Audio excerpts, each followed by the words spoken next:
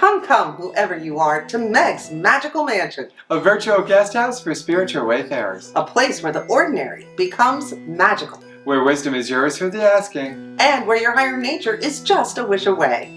Thanks for joining us here today at Meg's Magical Mansion. I'm Meg with my fluffy assistant, the adorable Miss Poopers.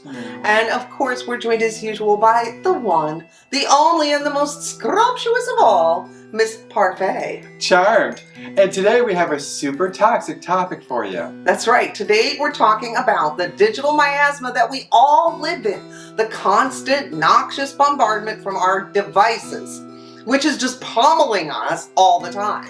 And you know, so much of our screen time really does influence our energies. And it often influences our focus and our moods. And you know, the content, Parfait, that comes across these devices and screens isn't always the most, how shall we say, positive.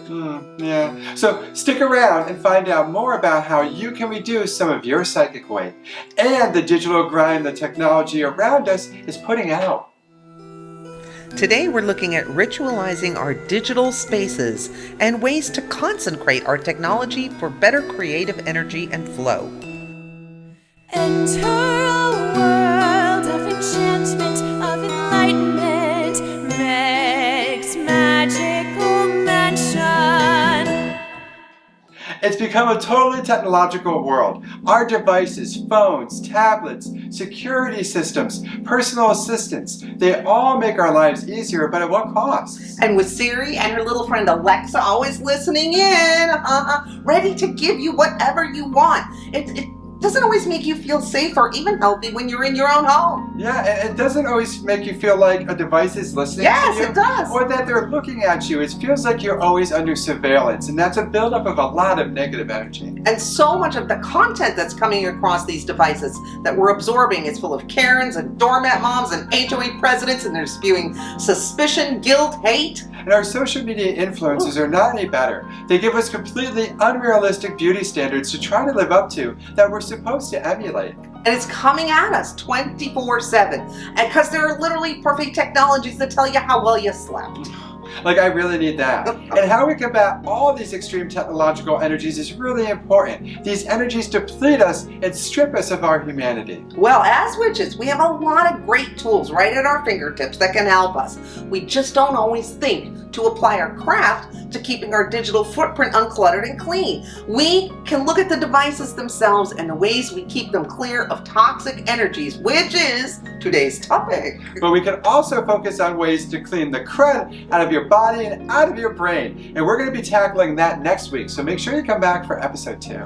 But right now, let's dive into today's topic, the ways you can use the power of your witchcraft to help diffuse the negativity that flows out of and through your devices every single day. Most of us in today's modern world use technology daily. Every time we tap to pay, download a picture, answer a phone call, see who's out front when we're not even home, we're using devices.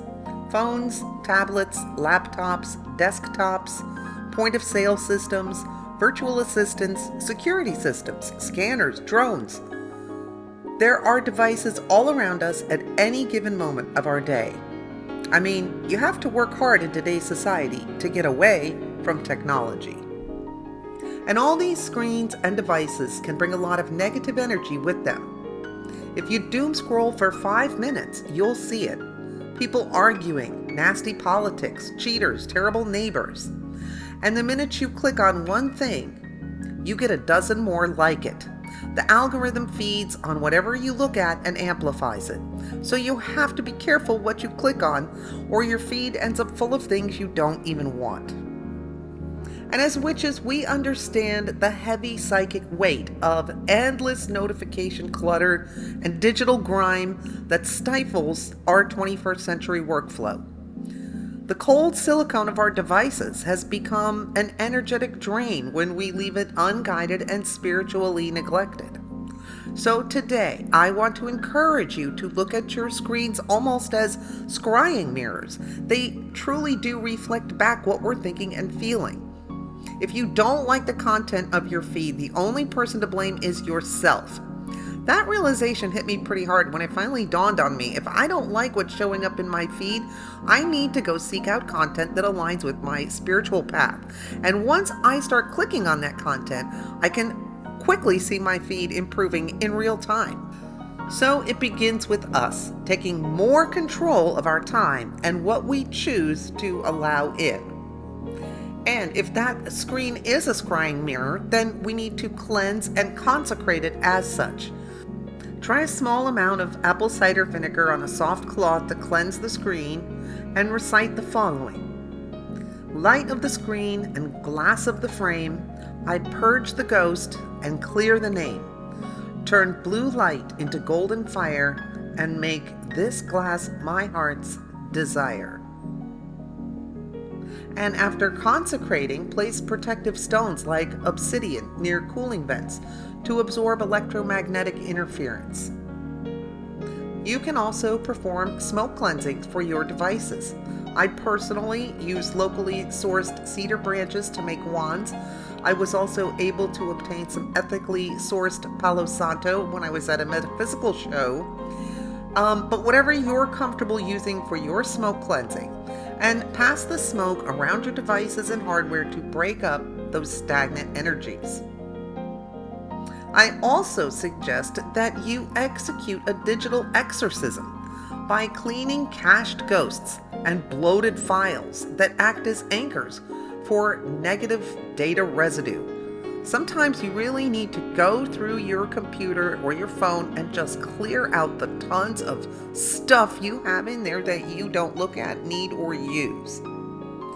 You can also perform a physical cleaning by using a selenite wand over keyboards to strip away the lingering residue of past frustrations.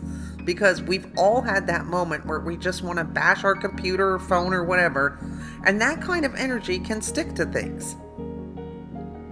Sigils are another great tool we have right at our fingertips as witches.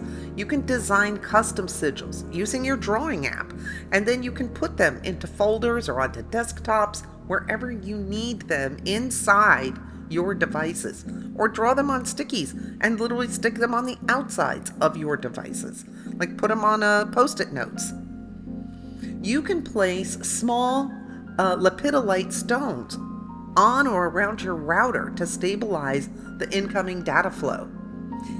You can apply kinesthetic charging to your hardware buttons by touching them with the tip of a charged quartz crystal, and this links a tactile action with spiritual manifestation.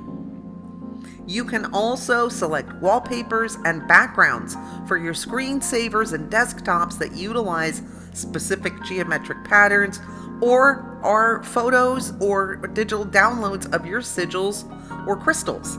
Anything that can provide you with a visual anchor that mirrors your intentions regarding the use of technology. You can also charge your devices as sacred conduits. Place a master crystal cluster on top of your CPU or your laptop base. And use sound baths to help align your processor's vibration. Hey, if it's good enough to align my vibration, why not my computer's, right? You can play 528 Hz DNA repair frequency through your device's speakers to harmonize the internal oscillations with the surrounding energetic field. You can completely engulf and surround your devices by creating a localized sonic field using singing bowls. Circle 3 times around the device to dissolve digital stagnation. You can also program micro commands as ritual gestures. You know, those little cheats that you just have memorized, Command C for copy. Somehow find a way to make the way you push the buttons and how you do it a ritual for you, and make a say a mantra or say an affirmation every time you do it, so that you're turning every keystroke into an invocation. And you can implement a nightly shutdown ritual that involves maybe placing a piece of smoky quartz on your power button to ground your device's energy.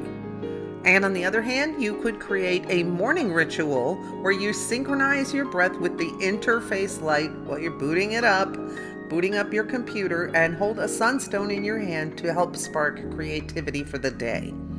And finalize the transformation by treating every pixel as a manifestation of light, ensuring your tools and devices work in harmony for your highest creative self. We hope you feel inspired to cleanse and consecrate your devices.